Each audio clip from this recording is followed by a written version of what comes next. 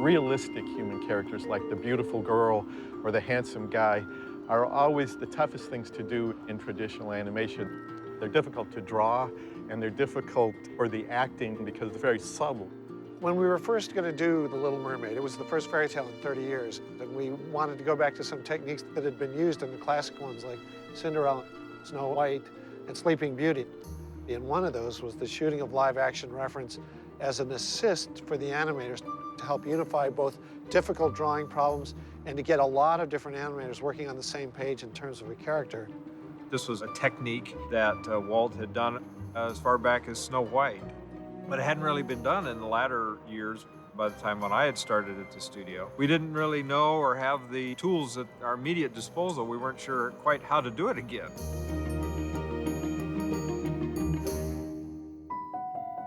So we actually enlisted the aid of some people who were involved in some of those early shoots, including Catherine Beaumont, who was the voice of both Alice in Alice in Wonderland and Wendy and Peter Pan. And we brought her in and we had a long talk with her about the actual shooting, what it involved. I walked into the conference room. There was a long table with all of these directors, writers, everybody who were curious about what the live action process was. Rehearsal, we're ready for you now, Catherine. Oh, do excuse me, please. So I talked about my work on the sound stage, the big sound stage, which was totally empty, except just a few things to help you do your movements, although some of them were very interesting, as it turned out with Alice in Wonderland. You actually compare the animation of the classic features of the golden age of animation from Snow White, Pinocchio, Fantasia, to just the animation that was being done like 10 years before that. The whole technique of animation advanced tremendously during that time. And the animators studying live action really was a big part of that because they really learned a lot of the subtleties of acting and movement. You want to form an emotional connection with the audience to the character, and an important part of that is making the character believable. That's quite a tall order for you to have the audience believe that this series of drawings is actually a living, breathing human being. In preparation for Snow White, Disney did a short called Goddess of Spring. That was kind of almost like a rehearsal for Snow White. And they had a kind of realistic human character, and they did not shoot live action. And it didn't turn out real well. It was very rubber hosey as she moved kind of swimmy and not in a convincing way. After that, they realized that they had to do something to make Snow White effective. They couldn't just animate her traditionally. So they hired a young dancer, Marge Champion, and they shot reference of her dressed in a simple sort of Snow White outfit, and that really became the basis for her performance. The technique of rotoscoping is literally just tracing the images that you shoot. And unfortunately, when you do that, the performance is very flat. The characters really don't live. And so what Walt and his artists learned rather quickly is if you just take some of the key poses and use those to kind of build your animation around, then the artist puts in all of the craft and skill that they know. Using those poses, that brings the characters to life.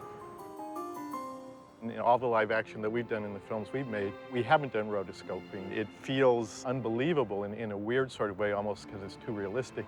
So we always use the live action as a reference. Storyboarding is the first process. Still drawings that just kind of tell the story. We have the sequence worked out scene by scene, so that becomes our guide to shooting the live action. We wanted to get really good actors to do the live action because many different animators would work on a character like Ariel, and we wanted to make sure there was a consistency to that performance. Sherry Stoner, who's in the Groundlings, which is a group of improv comedians that came to the studio over on Flower Street. We did a little workshop at Disney for the animators, sort of teaching them how to improvise and move around and stuff like that, loosen them up. But Ron and John must have been in the audience because they had me come in and audition. Okay. What's your name? Ariel! Sherry was a wonderful comedian. Ready, camera. There's a big scene where Ariel is having this nice, elegant dinner at the palace. She thinks the fork is a comb, and she starts combing her hair and seeing everybody stare at her strangely and realizes somehow I'm doing something I shouldn't be. And then takes the pipe and sort of thinks it's a musical instrument. Those things were really fun. Just look kisser! Glenn Keane would have very specific ideas about how he wanted a certain part of the piece to be staged. Jumping, dancing. But within that, I would improvise certain things. Like if hair would get in my eyes, I would do that sort of thing, and that became sort of part of the character. Or if I was nervous and I moved my hands like this or something, they would put that in. So they allowed me to play within the confines of what they had in mind. A girl rescued me. She was singing. Josh Finkel was our Eric to Sherry's Ariel, and he also was tremendous and willing. It looks just like him. I would get a packet from Disney that would contain the storyboards of the sequences we're about to do, and then the audio tracks of the pre-recorded voices of those sequences. And basically, it was my job to put those two things together. You look wonderful. Ariel notices that the crab is on Grimsby's plate. Grimsby isn't paying any attention. The comedy of the scene was already there. It was just me playing it out in a comedic way. We did kind of a master where just the two of us were sitting next to each other. They had a chafing dish from the cafeteria that they used, and then they would just try different shots and improvisations of, you know, do it later, do it earlier. Well, what do you say? Would you like to join me on a tour of my kingdom tomorrow? Josh Finkel had a theater background, and he was comfortable with phrasing his movements and staging things for an effect as you would in a play. He brought a kind of a theatricality to the prince. I'm telling you, Grim, she was real. I'm gonna find that girl, and I'm gonna marry her. The original live-action reference process, they shot on film, and they were fairly elaborate. There was a lot of attention to detail in terms of if the character was walking down steps, they had steps built. They wanted to make sure that these live-action scenes were staged as closely to the way it was going to be laid out in animation. We just didn't have the budget or the time to do it exactly that way. So, what are we doing? Little Mermaid. So we used video. Ready, camera. I lost her once. I'm not gonna lose her again. Cut. Our big sets were apple carts and risers. And then at the backdrop, there was a grid that's lined off with tape. That gave you a vertical and horizontal measure so that if you want to walk, you have a point of reference for animators to look at. We had our puppets and our props and things.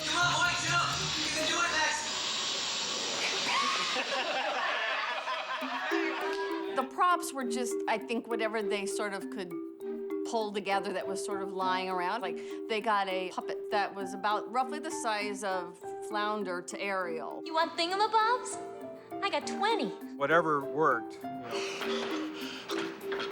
So the shooting sessions were a lot of fun. There's some pretty silly stuff we used to do. Right. Got it. When we storyboard a film, it blocks out the broadest actions, but every detail isn't there, certainly, and the animators bring a lot of that to it. We would discuss it with Sherry, and we'd kind of walk through it, see how it looked for camera. And we had ideas, and she had ideas. And certainly, Glenn Keane was really inspired by Sherry. We wanted her to come up with things that we wouldn't think of, or even that the animators wouldn't think of. When she was on the rock, she's lost her voice, and she comes and meets the prince. I think we gave Sherry the direction. You know, you can't talk, you're trying to communicate all these things that happen to you, so you can kind of do it like charades. They left it pretty much up to me to try and communicate like this and all that, you know, but then she sort of falls and stuff into his arms, and that was at a specific point. They had that all laid out, but that sort of thing was left to me. Part of what live action can be used for is difficult to draw angles, complex bits of choreography, as well as ideas of performance and movement. You would think a walk is the most common thing, but the walk is actually one of the most difficult things to animate convincingly. Live action can really give you a leg up, so to speak. When there's a good silhouette, it gives the animator a much clearer thing in terms of making a nice drawing out of that. There's a term in animation called overlap. When something moves, something drags behind it, and then it sort of catches up. So if you have a cape and you twirl, the cape kind of keeps moving after you stop. Live action is very valuable for that. Anything that moves and has overlap, we would want to get very clearly in the live action. With Little Mermaid, we had meetings and meetings about Ariel's hair. At WDI, they have this tank that's got portals on it so that you can study the effects of certain things underwater. We wanted to see how hair moved. It was all good, except that the water was not heated. So it was Arctic. So I couldn't stay down there very long. I might do, but I was having such a blast. They were like, "Are you okay? You're sure you're okay?" And I was like, "Yeah, okay, just tell me." And they would be like, "Okay, swim to the right, then swim to the left, then go down and then up, you know, and then come back up and see if you're okay." One of the other things that's complex to do in animation is when there's real interaction between two human characters. Ready, camera. And we did it very simply, as I recall, but it helped because you could see in these pivoting shots where the camera was moving around how to draw them, sort of situate them in the boat, and that sort of physical thing, as well as the performance things. Felt great. Part of Your World was a really important moment, a beautiful song that Howard and Alan had written. When the time came to shoot the live action, that was one of kind of the key scenes. When we shoot this live action, she's actually acting to playback of Jodie Benson's Trek. Look at this stuff. Isn't it neat? It was Glenn's idea, getting this pan around the grotto, which is very tricky to do in a two-dimensional art form. So we came up with this idea where we put Sherry on a chair and pivoting the chair down out of camera, we timed the turn on the chair so that when we combined it with a two-dimensional pan of the background, it really gave this kind of magical feeling of being in the round and being able to see that whole grotto. And then later we had the sort of key shot where she reaches up out of the grotto at the end, and that was a complex shot from a technical point of view. It was helpful then to shoot that with Sherry and to get the forced perspective as her hand came up into camera to really see how that hand would work and recede. Some people, when watching Mermaid at the time, felt like it was a little more cinematic possibly than some of the films that came before it. And if that's true, I think part of that could be because of shooting the live action, it really did have an influence on the staging and the cinematography. Wandering free, wish I could be part of that. That's a good take. Yeah. When I came to the studio in the mid-'70s, Eric Larson was in charge of the animation training program. He had animated the character Cinderella, among many great things he animated, along with Mark Davis, and I complimented him on his animation on that. And he was very quick to credit Helene Stanley, who had shot the live action, because he felt like he had really gotten so much inspiration from her work. Walt's philosophy was it's a team effort. And I was very much aware as I began working for Disney that that's how everything was. And they sort of made me part of this team. And I saw Alice coming alive. And I almost looked at her as being this different character. But I was told that when they saw Alice animated, they could see me because my personality came through. Sometimes it's hard to separate Sherry from the fact that then you had Jodie, who was equally vested in the character, and then Glenn and myself and all the other animators that worked on bringing her to life. It's truly a very collaborative effort. The live action reference just gave you a good foundation.